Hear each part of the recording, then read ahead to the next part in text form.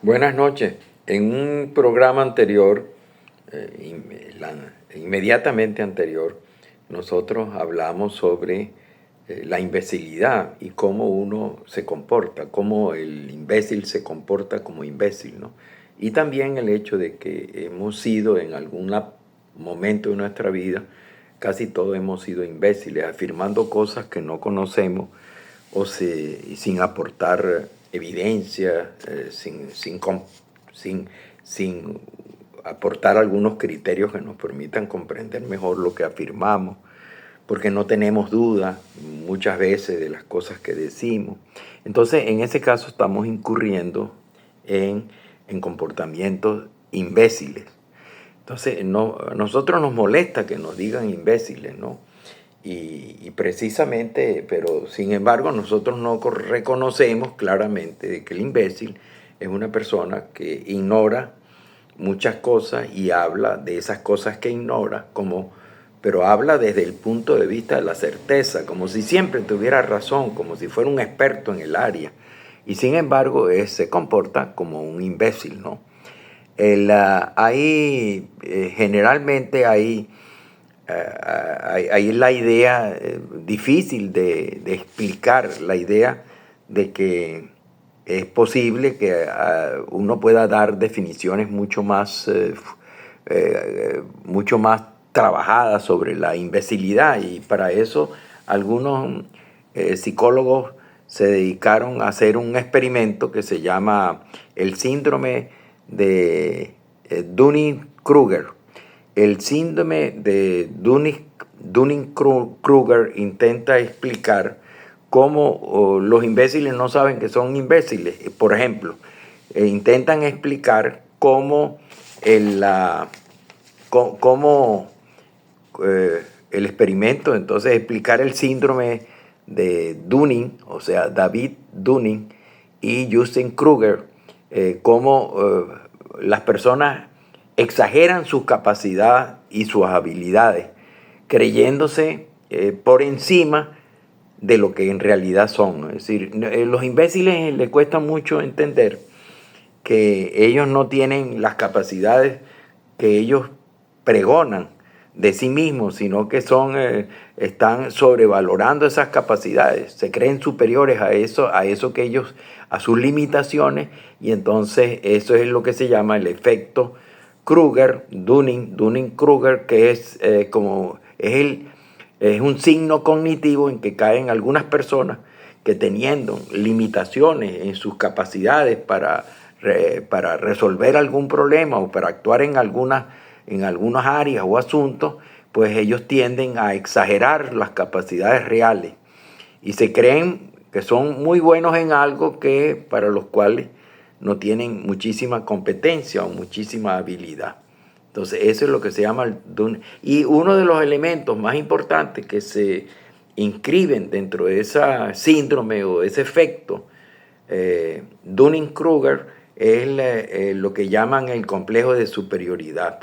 El complejo de superioridad nos hace sentir a nosotros superiores a los demás, incluso sin mostrar suficiente evidencia de que tenemos capacidades como las que pregonamos. Es decir, tenemos más limitaciones de lo que nosotros pensamos que tenemos y nos creemos superiores a los demás, incluyendo en un error fatal. Un signo cognitivo, al contrario, sería el complejo de inferioridad, que nosotros nos subvaloramos y creemos que no tenemos suficientes capacidades para hacer cosas para las cuales sí las tenemos, pero no sabemos que las tenemos porque no subestimamos las habilidades que tenemos. Entonces, eso es prácticamente es lo que hacen muchísimas personas que hablan en las redes sociales. Sobreestiman sus capacidades oratorias, sobreestiman sus capacidades de razonamiento y hablan desde la certeza, es decir, afirman cosas sin ninguna duda, que sin embargo son posturas erróneas que es muy difícil, diríamos,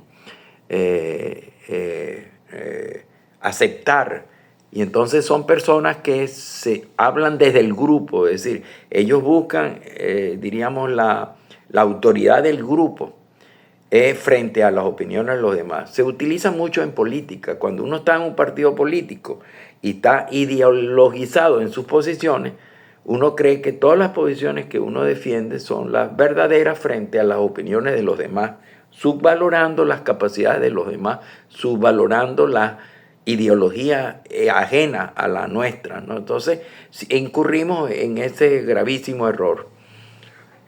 Muchas veces nosotros actuamos de manera como si fuéramos unos imbéciles completos. Hay tres consejos que generalmente los especialistas, sobre todo en psicología, recomiendan para tratar de enfrentar y superar los problemas de imbecilidad. Uno es el hecho de que uno debe aprender a escuchar. Otro es que debe aprender a hablar. Y el tercer consejo es que debe aprender a callarse cuando debe callarse. Un signo de inteligencia, por ejemplo, es saber callar cuando uno debe callar. Incluso lo dijo Mark Twain cómicamente, ¿no? Por lo menos con mucho humor. Dice que cuando uno se calla, uno parece inteligente. Pero cuando uno abre la boca y dice lo que va a decir, hace que los demás piensen que efectivamente uno no es inteligente. O sea, la mejor estrategia para parecer inteligente es callarse. Pero si uno abre la boca y dice algo, ya rompe esa idea que los demás tienen sobre uno, ahora aceptando de que uno no es tan inteligente como ellos pensaban, porque habló. Y así vivimos, por ejemplo, dentro del mundo de incertidumbre y el mundo complejo y el mundo diríamos, de sobreinformación y desinformación del que actualmente estamos bajo el dominio, diríamos, de las redes sociales, que implican o se caracterizan por la cultura de la inmediatez y de la superficialidad, que es precisamente, y también crean pues las distracciones importantes que impiden que uno pueda estudiar a profundidad las cosas, ¿no? Hay una serie de consejos que yo reuní sacándolos de libros y artículos de psicología positiva, de filosofía estoica, por ejemplo, y también de artículos relacionados con con neurociencia aplicada, ¿no? Entonces, en este caso yo voy a leer esos 10 artículos como un decálogo para superar la imbecilidad y para no ser tan imbéciles todo el tiempo, ¿no? Acuérdense que imbecilidad no es brutalidad. Imbecilidad o el imbécil es aquel que afirma cosas para las cuales no tiene suficientes argumentos para demostrar su veracidad. Es decir, una persona que no duda y que afirma cosas aplicando la certeza cuando no tiene razón para fundamentar esa certeza de que habla, pues. El primer consejo es que no creas en el elogio y menos del elogio que te dan de manera excesiva, ¿no? Hay un poeta que se llama Omar Khayyam que decía que el elogio excesivo es como el vino. Una copa te hace bien, te alegra, pero en exceso el vino te embriaga y se te sube a la cabeza y terminas creyendo cosas que no eres y teniendo comportamientos distintos a los que son tus propios comportamientos. Es decir, y el elogio es interesante porque es un reconocimiento del valor personal, pero en exceso altera, perturba la manera como nosotros nos miramos y se convierte el elogio en, comienza a trastornar la personalidad, el comportamiento de una persona, haciéndola diferente a lo que él es. Segundo, aconsejan proponerse un objetivo. y trabajar con él con paciencia y con disciplina. Mark Twain decía que hay dos fechas importantes en la vida de uno. Una es cuando uno nace y la otra es cuando uno descubre por qué razón está aquí, para qué está aquí en el mundo, ¿no? Una es por qué uno, cuando uno nace, y el otro es por qué uno ha nacido.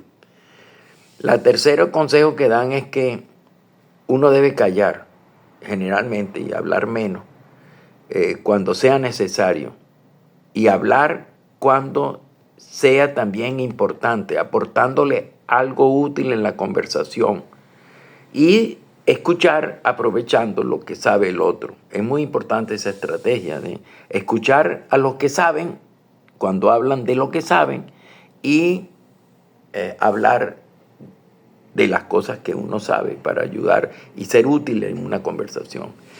El tercero es que,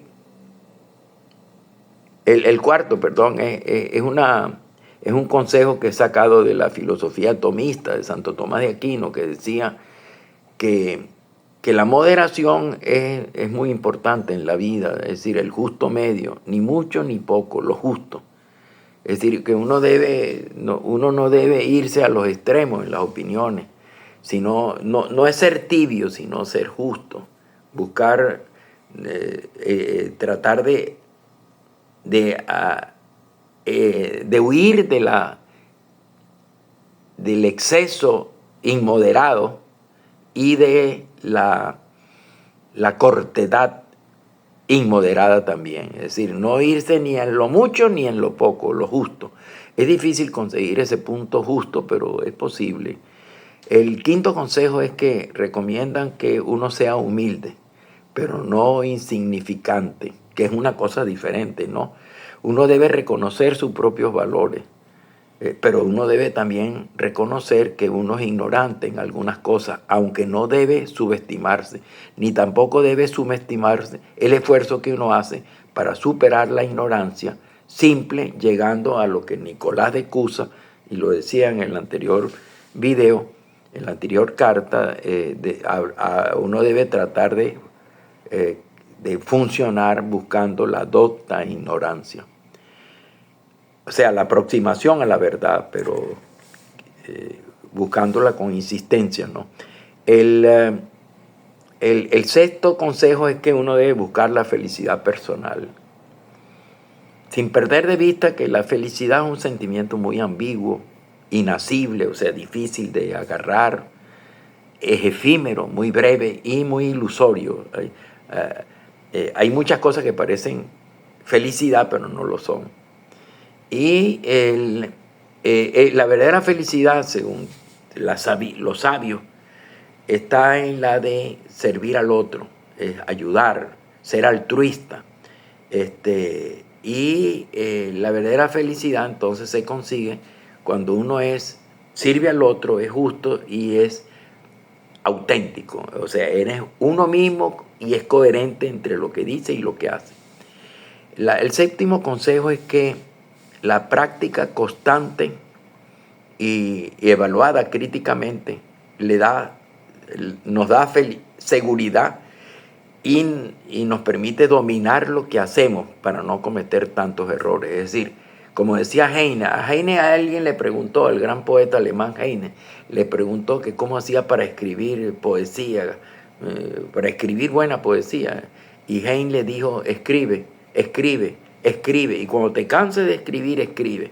A un alemán filósofo le preguntaron cómo uno hacía para avanzar en la filosofía y él le dijo, disciplina, disciplina, disciplina, disciplina. Es decir, uno debe ser tan disciplinado que le permita a uno crear un hábito para poder avanzar correctamente en medio de la incertidumbre.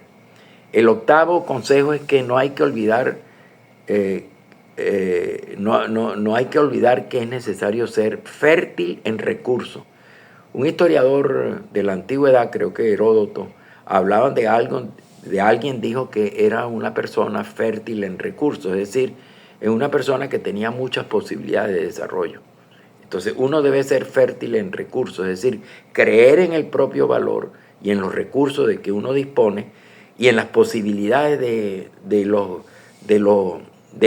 en las posibilidades que uno tiene, sin desvalorizarse, quererse y apreciar lo que uno es, sin exagerar, para no caer en aquel síndrome que dijimos al principio de esta conversación, el síndrome de Dunning-Kruger, que uno se cree superior, es más competente de lo que uno cree que es. Y entonces, ese es un signo de doble sentido, ¿no? Por una parte, los que no son competentes se creen más competentes de lo que son.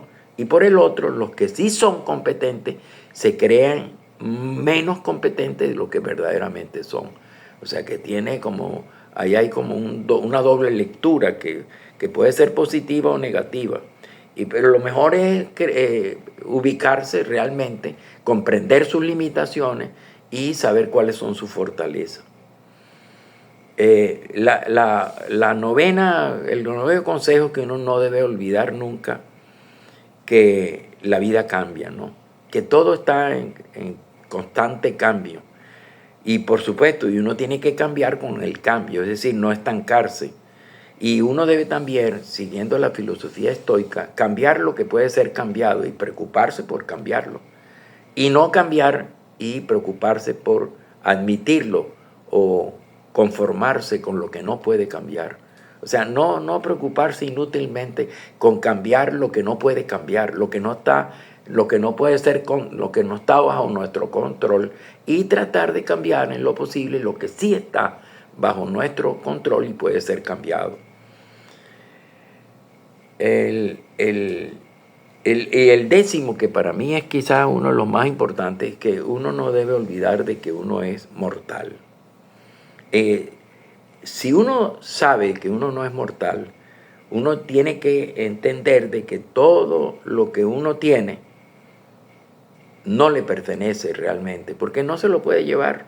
Es decir, en cierto sentido, uno vive hasta el último momento de su vida, diríamos, con cosas que que tiene que disfrutarla, pero no, diríamos, apegarse a ella y preocuparse excesivamente por ella, ¿no?